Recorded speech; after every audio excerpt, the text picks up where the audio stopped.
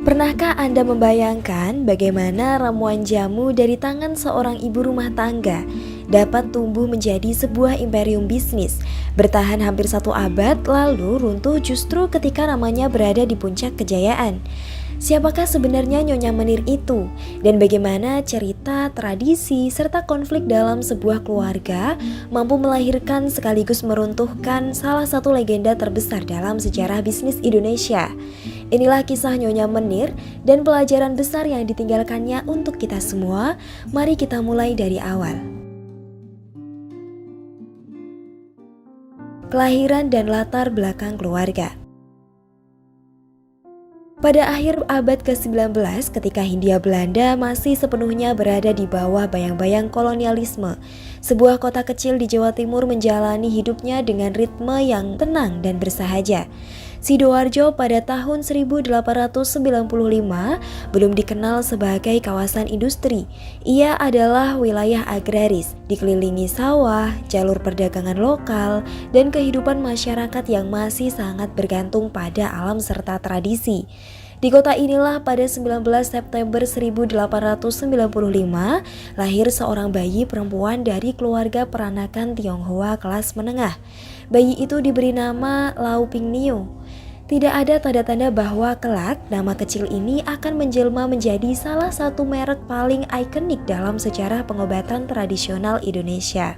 Keluarga Lau Ping Nio bukanlah keluarga bangsawan, namun juga bukan kaum papa.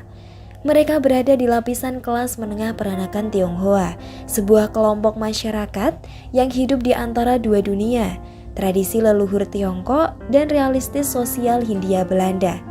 Ayahnya dikenal sebagai pengusaha furnitur dan papan kayu, profesi yang pada masa itu menuntut ketekunan, jaringan dagang, serta pemahaman bahan alam.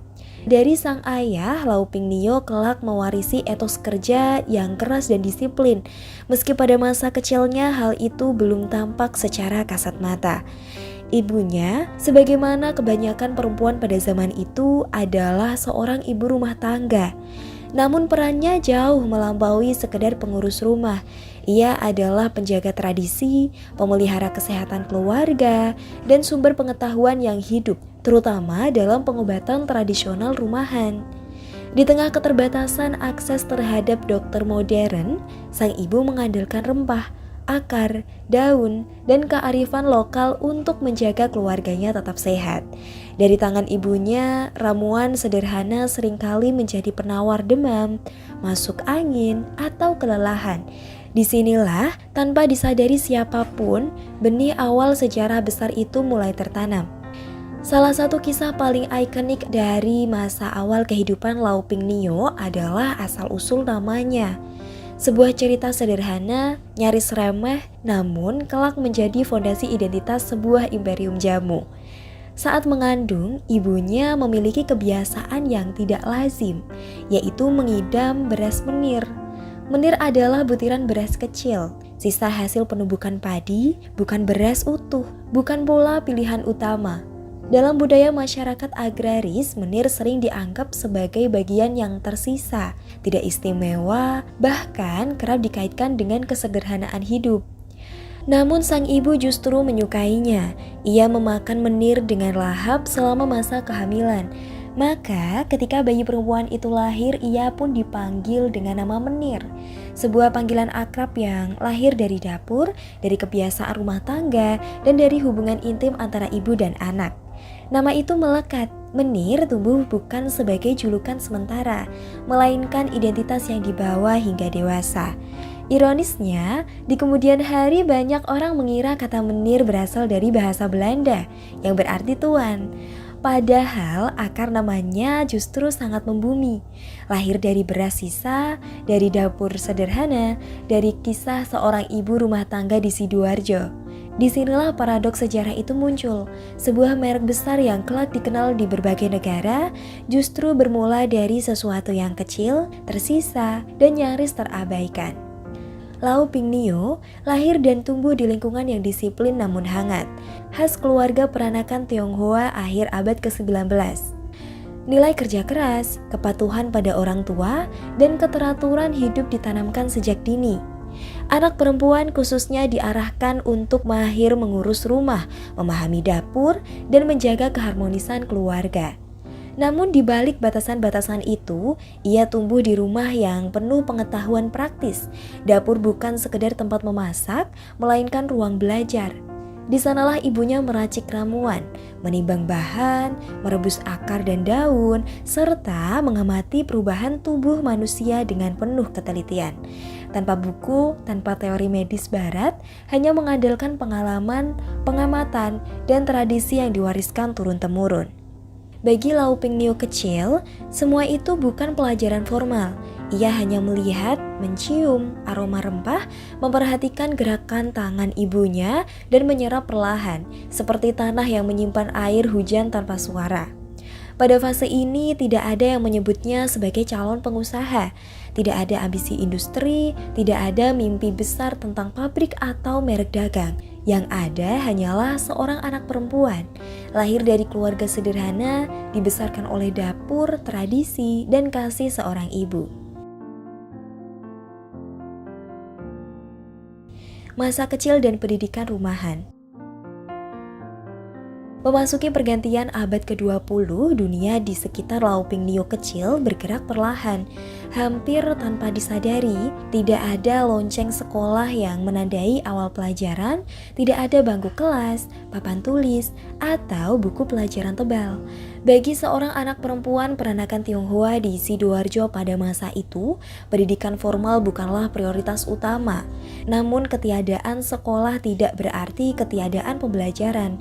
Sebaliknya, Lau Ping Niu menjalani apa yang kelak terbukti jauh lebih menentukan dalam hidupnya, yaitu pendidikan rumahan, sebuah sekolah kehidupan yang berlangsung setiap hari tanpa kurikulum tertulis, tanpa ijazah, tetapi syarat makna dan ketekunan.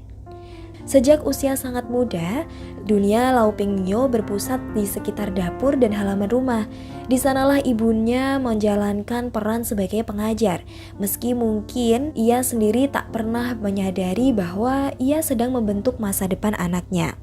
Dapur itu selalu hidup, aroma jahe yang dikeprek, kunyit yang diparut, daun-daunan yang direbus perlahan memenuhi udara dengan wangi yang khas, hangat, getir, dan menenangkan.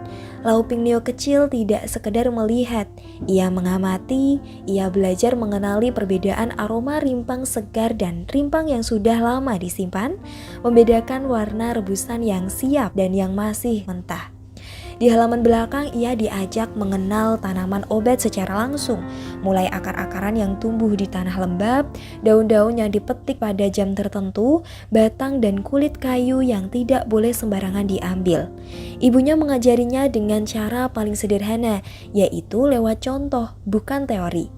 Tidak ada catatan tertulis tentang takaran, hanya ingatan dan kebiasaan. Namun justru dari situlah ketelitian dibentuk, ketelitian yang kelak menjadi ciri khas jamu Nyonya Menir. Meracik jamu bukan pekerjaan tergesa-gesa, api harus kecil, air tidak boleh mendidih terlalu keras, dan bahan harus dimasukkan pada urutan yang tepat. Dari proses inilah Lau Ping Niu belajar sesuatu yang tidak diajarkan di sekolah manapun, yaitu kesabaran. Ia belajar bahwa ramuan yang baik tidak bisa dipaksa. Terlalu cepat khasiatnya hilang, terlalu lambat rasanya rusak. Setiap kesalahan kecil memiliki akibat. Setiap keberhasilan lahir dari perhatian yang penuh. Tak jarang ibunya meminta Lau Ping Niu menakar bahan dengan tangan sendiri, bukan dengan timbangan logam, melainkan dengan rasa, berapa jari, seberapa penuh genggaman, seberapa pekat aroma. Disinilah intuisi mulai terbentuk, berpadu dengan disiplin. Meski berasal dari keluarga yang relatif berkecukupan, Lau Ping Niu kecil tidak tumbuh sebagai anak yang manja. Ia terbiasa membantu pekerjaan rumah, membersihkan peralatan, menyiapkan bahan, dan merapikan dapur setelah proses meracik selesai. Kemandirian itu tidak diajarkan dengan kata-kata keras, melainkan melalui teladan. Ibunya bekerja tanpa keluhan, merawat keluarga dengan tenang, dan menolong tetangga tanpa pamrih. Dari situ Lau Ping Niu menyerap nilai yang kelak sangat melekat pada dirinya, bahwa pengetahuan harus digunakan untuk menolong, bukan untuk pamer. Ia melihat sendiri bagaimana ramuan sederhana bisa meredakan demam seorang anggota keluarga atau menguatkan tubuh seorang yang kelelahan. Ia belajar bahwa pengobatan bukan sekedar soal menyembuhkan, tetapi juga tentang kepedulian. Sidoarjo pada awal 1900-an masih sangat dekat dengan alam. Sawah, kebun, dan pekarangan bukan pemandangan yang langka. Bahan obat tidak dibeli di toko, melainkan dipetik, digali, dan diolah sendiri. Lingkungan ini membuat Lauping Nio akrab dengan siklus alam, kapan tanaman siap dipanen, kapan daun terlalu tua untuk digunakan, dan bagaimana cuaca mempengaruhi kualitas bahan. Pengobatan tradisional tidak dipelajari sebagai teori abstrak, melainkan sebagai bagian dari kehidupan sehari-hari. Penyakit tidak selalu dianggap musuh besar, ia dipahami sebagai ketidakseimbangan yang bisa dipulihkan dengan alam, kesabaran, dan perhatian. Pada fase ini tidak ada rencana besar, tidak ada mimpi mendirikan usaha, tidak ada gagasan tentang merek atau pasar. Namun, justru disinilah fondasi utama jamu Nyonya Menir lahir. Fondasi itu bukan mesin, bukan modal, bukan jaringan. Fondasi itu adalah ketelitian tangan, kesabaran proses, pemahaman alam, dan jiwa penolong yang tumbuh sejak kecil. Semua itu tertanam pelan-pelan, nyaris tanpa suara di dalam diri seorang anak perempuan bernama Lauping Nio. Kelak, ketika dunia memaksanya menghadapi krisis, fondasi inilah yang akan bangkit ke permukaan, mengubah dapur rumah tangga menjadi awal sebuah sejarah besar. Masa remaja dan pernikahan. Pada tahun-tahun awal abad ke-20, masa remaja bukanlah fase panjang untuk mencari jati diri seperti yang dikenal hari ini. Bagi seorang gadis peranakan Tionghoa di Sidoarjo, masa remaja adalah masa persiapan. Persiapan menjadi istri, persiapan menjadi ibu, dan penjaga rumah tangga. Bagi Lauping Nio, masa ini datang lebih cepat daripada yang disadari. Antara usia 10 hingga 17 tahun, dunia Lauping Nio semakin menyempit, namun sekaligus semakin dalam. Ia menghabiskan sebagian besar waktunya di dalam rumah, sesuai dengan tradisi peranakan yang ketat. Pergaulan dibatasi, pergerakan diawasi, kehormatan keluarga dijaga melalui disiplin dan kepatuhan. Namun, keterbatasan ruang itu justru melahirkan penguasaan keterampilan. Di dapur ia tidak lagi sekadar membantu, ia mulai memegang kendali. Tanggung jawab meramu jamu keluarga perlahan berpindah ke tangannya. Ia tahu ramuan apa yang digunakan untuk menguatkan tubuh setelah sakit, mana yang menenangkan perut, mana yang menghangatkan badan di malam hujan. Ibunya tidak banyak memberi pujian. Dalam budaya itu, kemampuan dianggap sebagai kewajiban, bukan prestasi. Tetapi dari tatapan ibunya, Lauping Nio tahu bahwa kepercayaannya tumbuh, karakter pribadinya pun terbentuk. Ia menjadi pendiam bukan karena takut, melainkan karena terbiasa mendengar dan mengamati. Menjadi disiplin karena hidup diatur oleh adat dan rutinitas, patuh karena kepatuhan adalah bahasa kasih dalam keluarga peranakan. Tahun 1913 menjadi garis pemisah yang jelas antara masa remaja dan kedewasaan. Di usia sekitar 18 tahun, Lauping Nio menjalani pernikahan yang telah diatur sesuai adat. Ia dipersunting oleh Gerard Ong Saini, pria asal Semarang, yang dalam beberapa catatan juga dikenal sebagai Ong Bian Wan. Pernikahan ini bukan sekedar penyatuan dua individu, tetapi juga perpindahan hidup. Tak lama setelah menikah, Lauping Nio harus meninggalkan Sidoarjo, tanah kelahirannya, kebun ibunya, dan dapur yang membesarkannya untuk pindah ke Semarang. Semarang pada tahun 1913 adalah dunia yang sama sekali berbeda. Ia adalah kota pelabuhan kosmopolitan, tempat kapal-kapal dagang bersandar, tempat berbagai etnis bertemu, dan tempat pengaruh Eropa terasa lebih kuat. Bagi Lauping Nio muda, perpindahan ini bukan hal yang mudah. Dari lingkungan agraris yang tenang, ia masuk ke kota dengan ritme lebih cepat dan tuntutan sosial yang lebih kompleks. Ia harus beradaptasi sebagai istri, sebagai anggota keluarga baru, dan sebagai perempuan peranakan di kota besar. Namun, satu hal yang tidak berubah, dapur tetap menjadi pusat kehidupannya. Di rumah barunya di Semarang, ia kembali menyusun rak, menyimpan rempah, dan mengatur peralatan seperti yang ia pelajari sejak kecil. Di tengah kota yang ramai, dapur itu menjadi ruang sunyi, tempat ia mempertahankan identitas dan ketenangannya. Tidak lama setelah pernikahan, Lau Pingnio memasuki peran yang paling menentukan dalam hidupnya.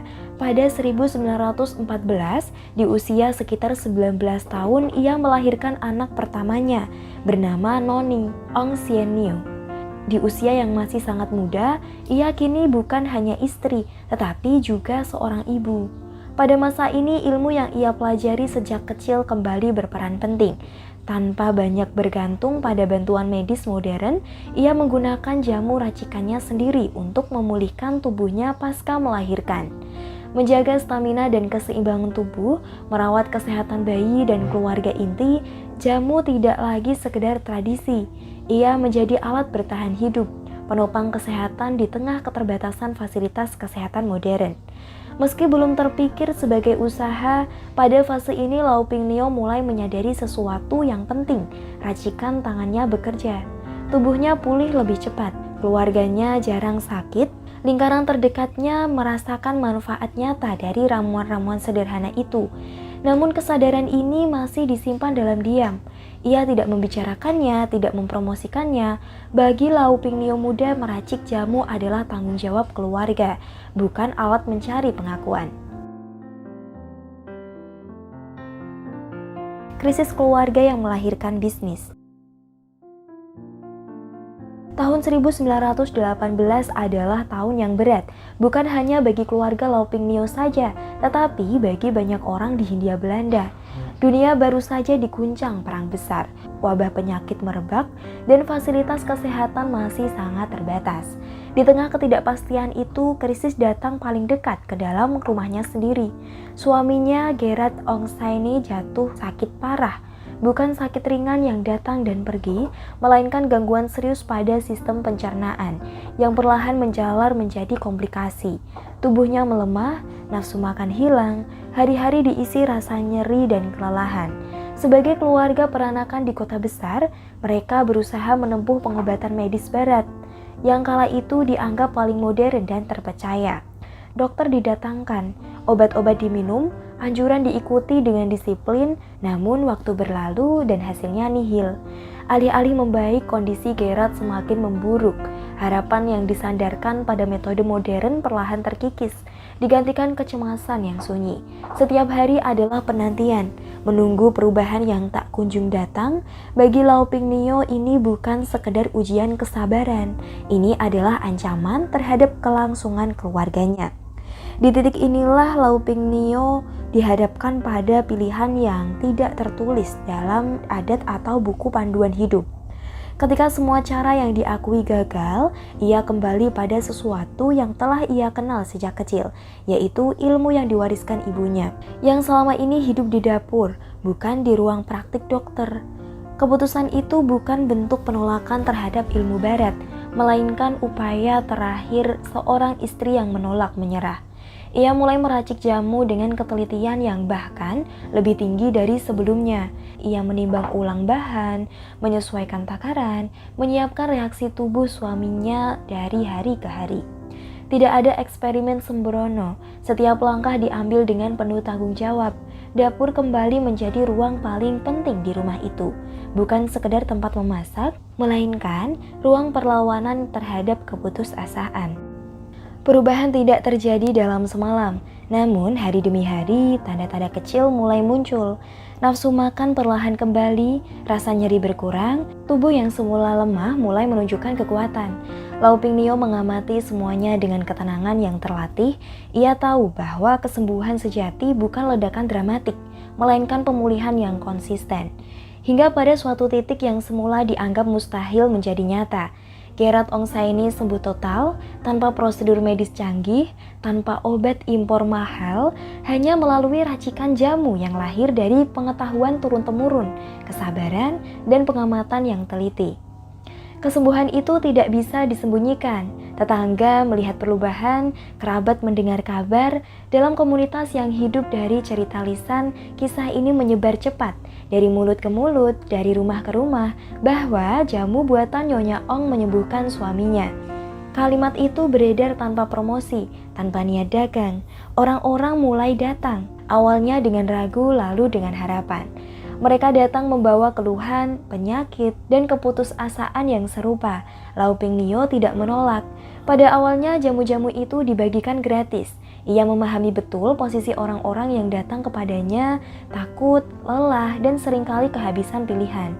Baginya, menolong adalah kelanjutan alami dari apa yang ia pelajari sejak kecil.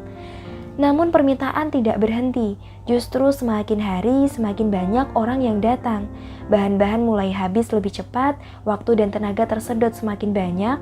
Pada titik inilah muncul kesepakatan yang sederhana dan manusiawi, uang pengganti bahan. Bukan harga, bukan keuntungan, hanya pengganti agar proses bisa terus berjalan.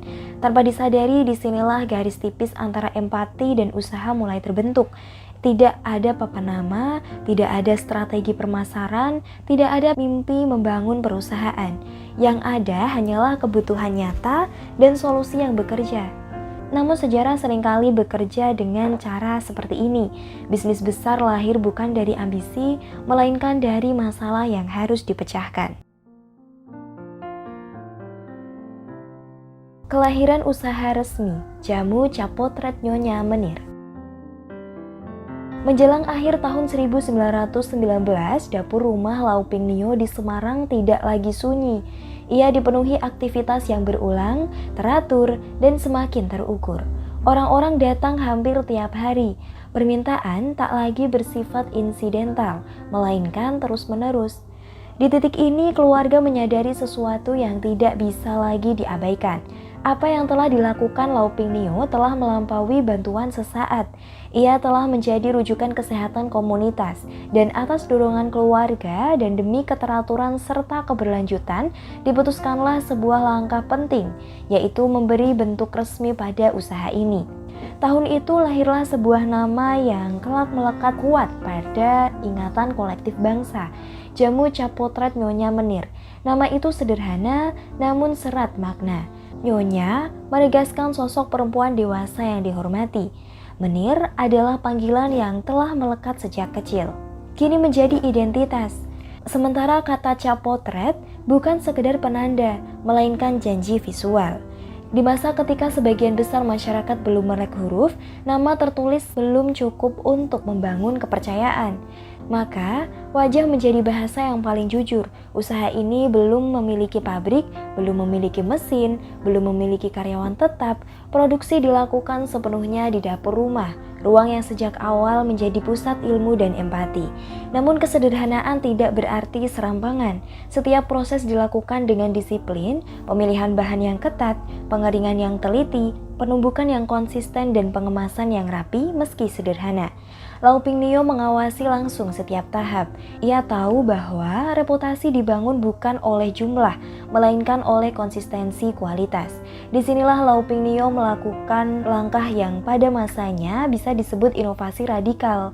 Meski lahir dari kebutuhan praktis, alih-alih menjual jamu cair yang mudah basi, ia memilih untuk mengeringkan bahan jamu, menumbuknya menjadi bubuk, dan menjadikannya siap seduh.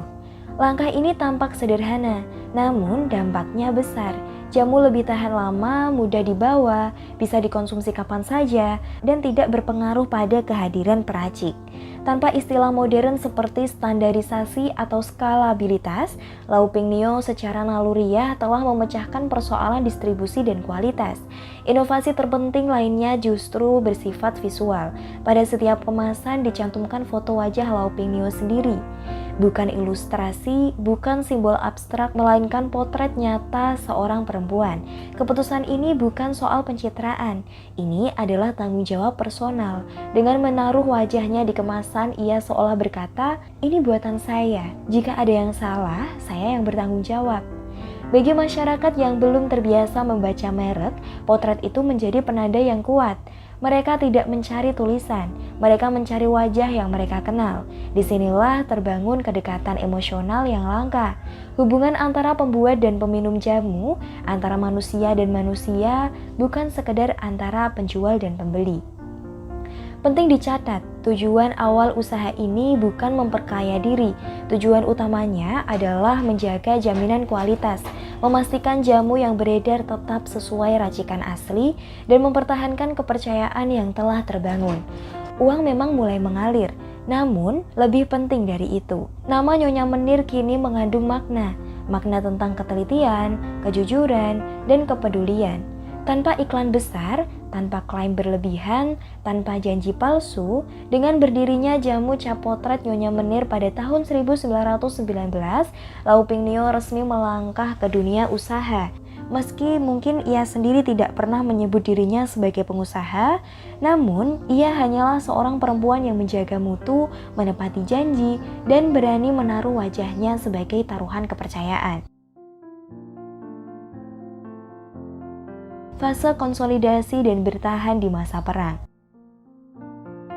Setelah berdirinya jamu cap potret Nyonya Menir pada tahun 1919, tantangan terbesar Lauping Nio bukan lagi pembuktian manfaat, melainkan konsistensi. Kepercayaan yang telah tumbuh harus dijaga setiap hari, dalam setiap racikan, tanpa ruang untuk lengah. Inilah fase di mana usaha kecil diuji bukan oleh pesaing, melainkan oleh ketahanan internal. Pada dekade pertama setelah berdiri, produksi jamu masih sepenuhnya manual. Tidak ada mesin modern, tidak ada pabrik besar, semua dikerjakan dengan tangan, dengan ritme yang nyaris sama seperti tahun-tahun awal. Keputusan ini bukan keterbatasan semata, melainkan pilihan sadar. Lauping Nio memahami bahwa percepatan yang terlalu cepat beresiko, mengorbankan kualitas. Ia memilih bertumbuh perlahan, memastikan setiap produk tetap setia pada racikan asli. Untuk memenuhi permintaan yang terus meningkat, ia mulai merekrut tetangga sekitar sebagai tenaga kerja. Mereka dilatih langsung, bukan hanya soal teknik, tetapi juga soal sikap, ketelitian, kebersihan, dan rasa tanggung jawab. Usaha ini pun menjelma menjadi ruang ekonomi komunitas. Dapur rumah yang dulu sunyi kini menjadi tempat kerja bersama, tempat orang-orang mencari penghidupan tanpa harus meninggalkan lingkungan mereka.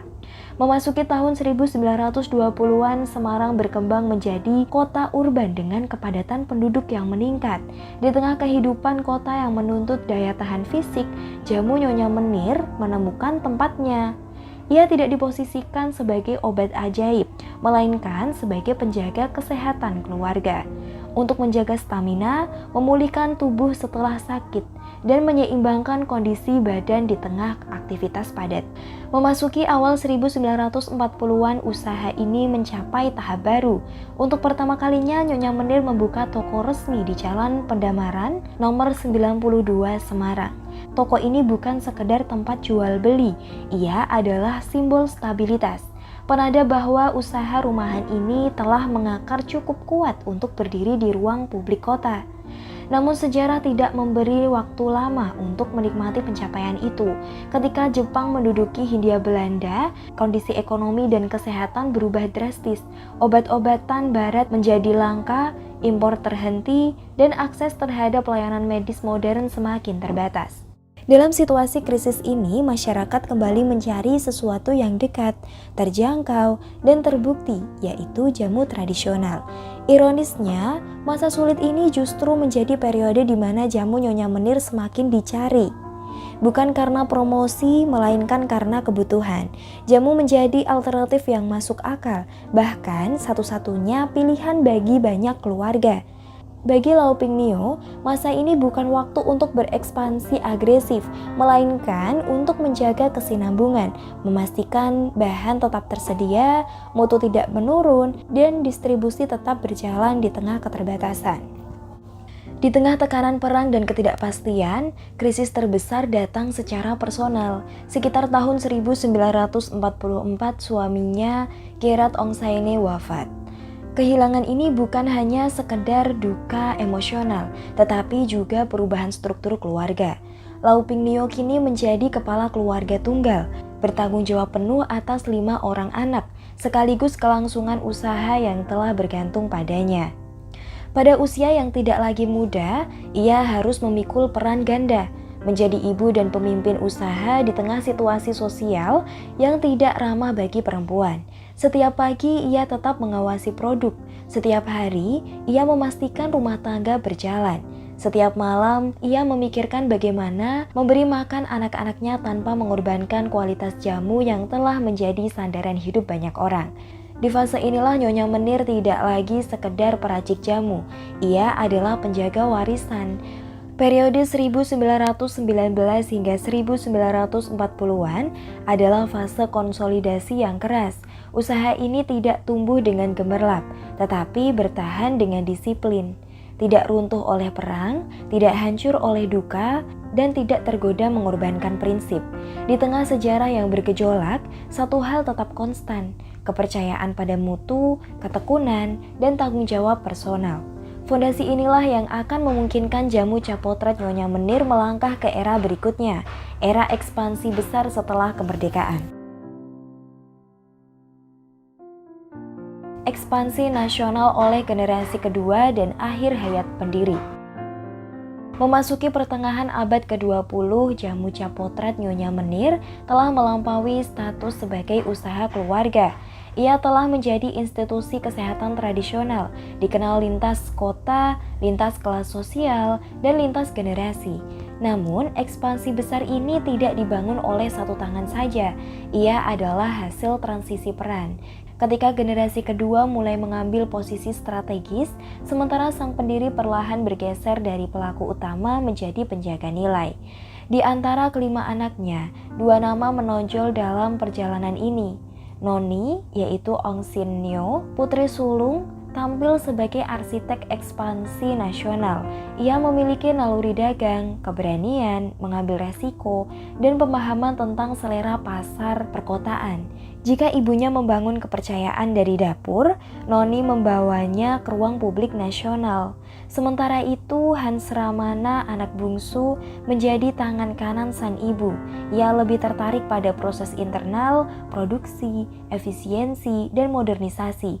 Di tangannya, disiplin tradisional bertemu dengan pendekatan industri yang lebih terstruktur. Kombinasi ini menjadi kolaborasi antara visi pasar dan kekuatan operasional yang menjadi mesin utama pertumbuhan.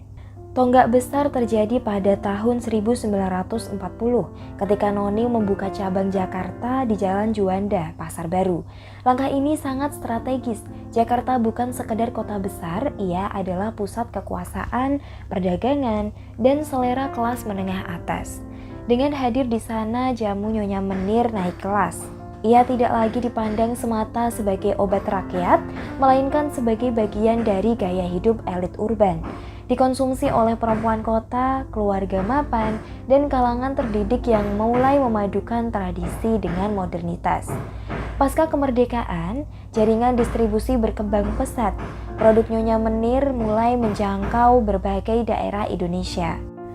Nama dan potret itu kini dikenal jauh melampaui Semarang dan Jakarta. Pada periode ini lahirlah produk-produk legendaris yang hingga kini masih hidup dalam ingatan kolektif. Jamu habis bersalin, simbol perawatan perempuan dan pemulihan pasca melahirkan, awet ayu yang memadukan kesehatan dan kecantikan dalam satu narasi, amurat, sehat wanita, dan minyak telon yang menjadikan jamu hadir dalam setiap fase kehidupan dari bayi hingga dewasa. Tahun 1970 menandai langkah besar berikutnya, pembangunan pabrik modern di Kaligawe, Semarang. Untuk pertama kalinya produksi jamu Nyonya Menir dilakukan dengan mesin. Kapasitas meningkat, distribusi meluas, dan efisiensi membaik. Namun, satu prinsip tidak pernah ditawarkan, yaitu resep tetap dirahasiakan. Modernisasi ini tidak dimaksudkan untuk menggantikan tradisi, melainkan melindunginya, agar mutu tetap konsisten meski skala membesar. Di fase ini, Nyonya Menir menyaksikan buah dari ketekunannya sendiri. Usaha yang lahir dari krisis keluarga kini berdiri sebagai industri nasional. Namun sejarah jarang memberi kemenangan tanpa duka. Pada 1976, Hans Ramana, anak bungsu yang dipersiapkan sebagai penerus utama, wafat. Kehilangan ini mengguncang keluarga dan struktur internal perusahaan. Bagi Nyonya Menir, ini adalah pukulan personal paling berat di usia senja. Meski demikian, ia tidak menarik diri. Ia tetap hadir sebagai figur moral, penjaga nilai, simbol kesinambungan, dan poros legitimasi keluarga. Pada 19 Mei 1978, Nyonya Menir wafat dalam usia sekitar 82 atau 83 tahun. Ia berpulang bukan dalam kemunduran, melainkan saat perusahaan berada di jalur pertumbuhan yang kuat, dikenal luas dan dihormati. Sebuah akhir yang langka bagi seorang pendiri. Ia meninggalkan lebih dari sekedar perusahaan, ia meninggalkan sistem kepercayaan, etos kerja, dan contoh kepemimpinan perempuan di masa ketika ruang itu nyaris tertutup. Generasi ketiga dan konflik internal. Wafatnya Nyonya Menir pada 1978 bukan sekedar akhir sebuah kehidupan, melainkan hilangnya pusat gravitasi. Selama puluhan tahun ia adalah poros, bukan hanya pemilik moral tetapi penentu akhir. Ketika poros itu lenyap, struktur yang tampak kokoh mulai menunjukkan retaknya. Perusahaan yang ia bangun dengan disiplin tunggal kini jatuh ke tangan 15 orang cucu yang terbagi ke dalam 5 faksi keluarga. Tidak satupun dari para cucu itu tumbuh bersama sang pendiri dalam fase paling keras perjuangan. Mereka mewarisi hasil, bukan proses. Yang tersisa adalah aset. Mereka besar dan sejarah panjang, namun tanpa satu suara pemersatu. Dalam waktu singkat, perusahaan mengalami kondisi klasik yang berbahaya. Banyak nahkoda dalam satu kapal, setiap fraksi membawa kepentingan sendiri. Setiap keputusan strategis harus melalui tarik-menarik. Tidak ada lagi otoritas moral tunggal yang bisa berkata, ini jalan yang benar. Periode setelah 1978 sering disebut secara internal sebagai perang 5 faksi. Bukan perang fisik, melainkan perang yang lebih melelahkan. Rapat tanpa ujung, keputusan yang saling membatalkan, dan konflik kepemilikan yang terus berulang. Beberapa gejala mulai muncul. Keputusan bisnis hari ini dianulir besok, investasi tertunda karena tidak ada konsensus, energi manajemen terkuras untuk konflik bukan inovasi. Memasuki pertengahan 1980-an, konflik tidak lagi bersifat informal. Ia masuk ke ranah hukum dan kepemilikan saham. Gugatan demi gugatan muncul, konsolidasi yang seharusnya menjadi prioritas tergantikan oleh pembelaan posisi masing-masing faksi. Antara 1984 hingga 1995, perusahaan kehilangan sesuatu yang sangat berharga, yaitu fokus. Bukan karena pasar perubahan terlalu cepat, melainkan karena organisasi terlalu sibuk bertengkar dengan dirinya sendiri. Sementara kompetitor mulai bermunculan dengan struktur modern dan manajemen profesional, Nyonya Menir justru terjebak dalam dinamika keluarga yang tak kunjung selesai. Di tengah kekacauan itu muncul satu figur yang mencoba mengambil alih kendali. Ia adalah Charles Sairang, cucu dari Hans Ramana. Pada 1984, ia diangkat menjadi direktur utama. Langkahnya tegas dan beresiko, ia memilih jalan yang tidak populer, namun strategis, yakni membeli saham milik keluarga lain untuk menyatukan kembali perusahaan. Secara struktur langkah ini berhasil. Perusahaan kembali berada di bawah satu kendali utama, namun keberhasilan itu datang dengan harga yang mahal, yaitu utang besar. Konsolidasi saham memang mengakhiri konflik terbuka antar faksi, tetapi utang yang menyertainya menciptakan tekanan baru. Arus kas harus menanggung cicilan, ruang gerak investasi menyempit. Setiap keputusan kini harus mempertimbangkan beban finansial jangka panjang. Perusahaan memang kembali utuh secara kepemilikan, tetapi rapuh secara finansial. Disinilah ironi besar itu muncul. Usaha yang dulu lahir dari empati dan kehati-hatian, kini harus berjalan di atas struktur keuangan yang jauh lebih agresif. Periode 1978 hingga 1995 adalah masa ketika warisan besar berubah menjadi beban psikologis dan struktural. Merek yang begitu kuat justru membuat setiap kesalahan terasa lebih mahal. Tidak ada yang benar-benar berniat menghancurkan perusahaan, namun tanpa kesatuan nilai dan kepemimpinan, setiap langkah baik bisa saling meniadakan.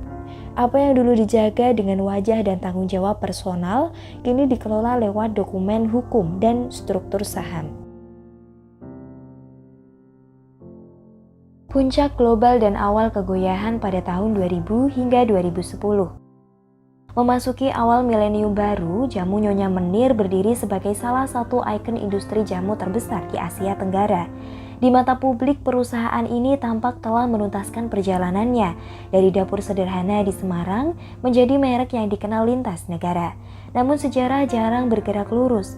Di balik pencapaian global itu, tanda-tanda kegoyahan mulai muncul, pelan namun pasti. Pada periode 2000 hingga 2008, ekspansi internasional menjadi wajah utama perusahaan. Produk-produk Nyonya Menir diekspor ke berbagai negara, mulai dari Malaysia dan Singapura sebagai pasar regional yang akrab dengan jamu dan herbal, Taiwan dan Arab Saudi yang membuka peluang di pasar Asia Timur dan Timur Tengah, hingga Belanda dan Amerika Serikat, simbol penetrasi ke pasar barat dan diaspora Indonesia. Untuk menjawab tuntutan pasar modern, perusahaan meluncurkan berbagai inovasi, jamu kapsul, jamu tablet, kemasan yang lebih higienis dan praktis. Inovasi ini memungkinkan jamu diterima oleh generasi muda dan konsumen internasional yang tidak akrab dengan rasa pahit atau proses seduh tradisional. Secara strategi langkah ini tepat.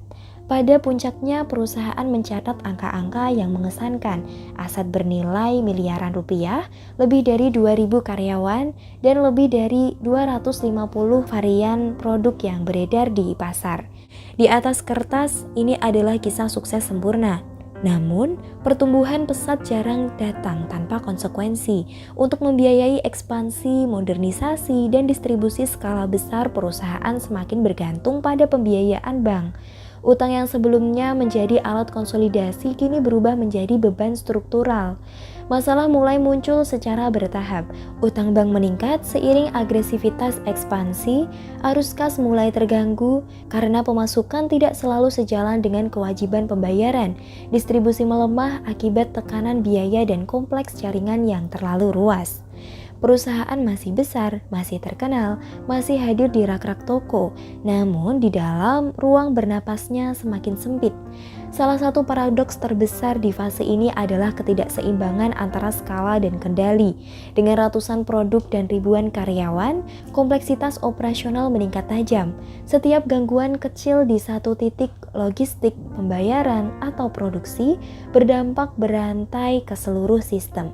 Warisan konflik generasi sebelumnya juga belum sepenuhnya sembuh. Struktur keuangan yang rapuh membuat perusahaan tidak memiliki bantalan saat menghadapi tekanan pasar. Apa yang dulu dijaga lewat kesederhanaan dan kehati-hatian, kini terjebak dalam logika pertumbuhan tanpa jeda. Kejatuhan Imperium Nyonya Menir. Tidak ada kejatuhan besar yang terjadi dalam satu malam. Imperium Nyonya Menir runtuh bukan oleh satu kesalahan fatal, melainkan oleh akumulasi luka lama, keputusan berat, dan sistem yang kehilangan keseimbangannya sendiri.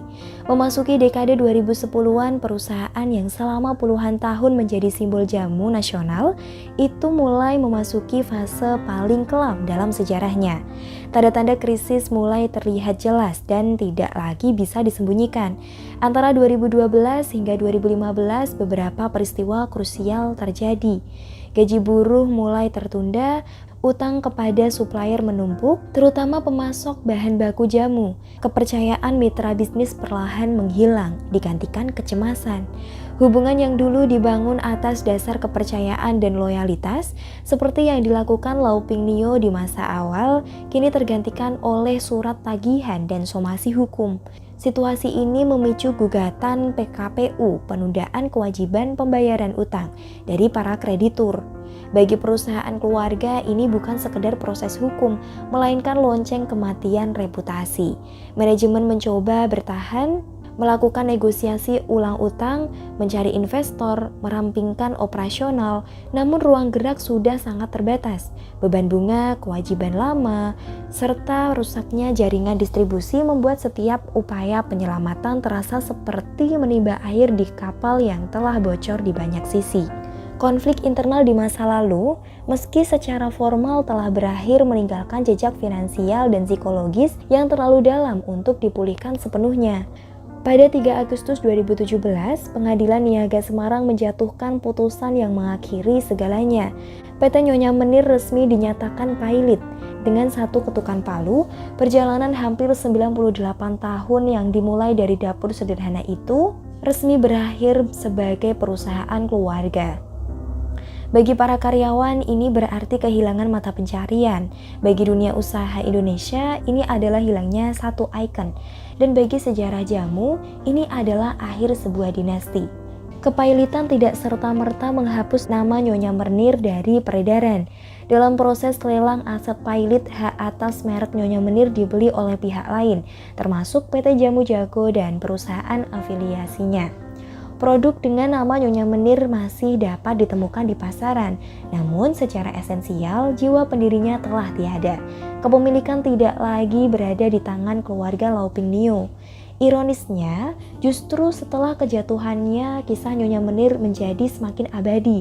Perjalanan perusahaan ini dijadikan studi kasus internasional tentang bisnis keluarga, contoh klasik branding tradisional yang melampaui zamannya, serta pelajaran pahit tentang konflik generasi dan tata kelola perusahaan.